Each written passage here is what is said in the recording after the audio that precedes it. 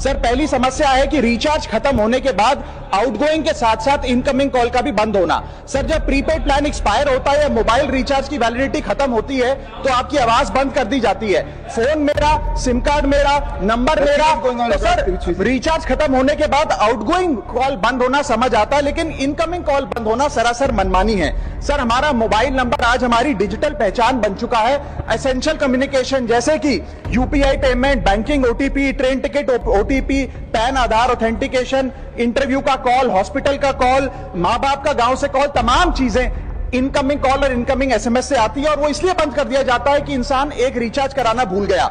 Sir incoming call बंद करना is not stopping of a service, ये हमारे राइट टू कम्युनिकेशन को स्टॉप करने जैसा है। सर जैसे आपका आधार कार्ड इसलिए एक्सपायर नहीं हो जाता कि आपने डिटेल अपडेट नहीं करी, या आपका बैंक का खाता इसलिए बंद नहीं हो जाता कि आपने मंथली डिपॉजिट जमा नहीं किया, या आपका वोटर आईडी इसलिए सस्पेंड नहीं हो जाता कि आप एक चुनाव में वोट डालना भूल गए, ठीक उसी तरह आपका मोबाइल नंबर इसलिए सस्पेंड और डीएक्टिवेट नहीं होना चाहिए कि आप एक रिचार्ज भूल गए। सर मैं सदन में फ्री आउटगोइंग की मांग नहीं कर रहा, फ्री डेटा की मांग नहीं कर रहा, लेकिन इनकमिंग कॉल फैसिलिटी की गारंटी होनी चाहिए। मेरी 3 स्पेसिफिक मांग है। पहली, प्रीपेड मोबाइल कनेक्शन में इनकमिंग कॉल और इनकमिंग एसएमएस कम से कम 1 साल तक कंटिन्यू रहे, चलता रहे from the date of the last recharge, ताकि एसेंशियल कम्युनिकेशन चलती रहे। दूसरी, deactivation of the mobile number after 3 years. ऐसा ना हो कि आपका मोबाइल नंबर किसी को आपका मोबाइल नंबर बंद करके किसी और को अलॉट कर दिया जाए। कम से कम 3 साल का ग्रेस पीरियड देना चाहिए from the date of the last recharge. And third demand, mobile operator should introduce a low cost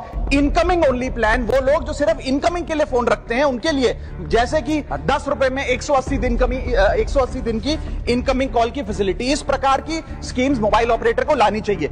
दूसरी समस्या जो प्रीपेड कस्टमर्स फेस करते हैं वो है टेलीकॉम ऑपरेटर का 28 दिन का मंथली रिचार्ज। साल में सर महीने 12 होते हैं, लेकिन 28 दिन की रिचार्ज के माध्यम से 13 टाइम्स रिचार्ज कराना पड़ता है। कैसे सर? 28 दिन into 13 times is equal to 364 days. ये एक बड़ी क्लेवर स्ट्रैटेजी है जिसके चलते आपको फीलिंग 30 दिन की देते हैं, लेकिन आपसे डीलिंग 28 दिन की करते हैं। सर दुनिया में हर जगह बिलिंग साइकिल कैलेंडर मंथ के हिसाब से होती है, 30 या 31 दिन।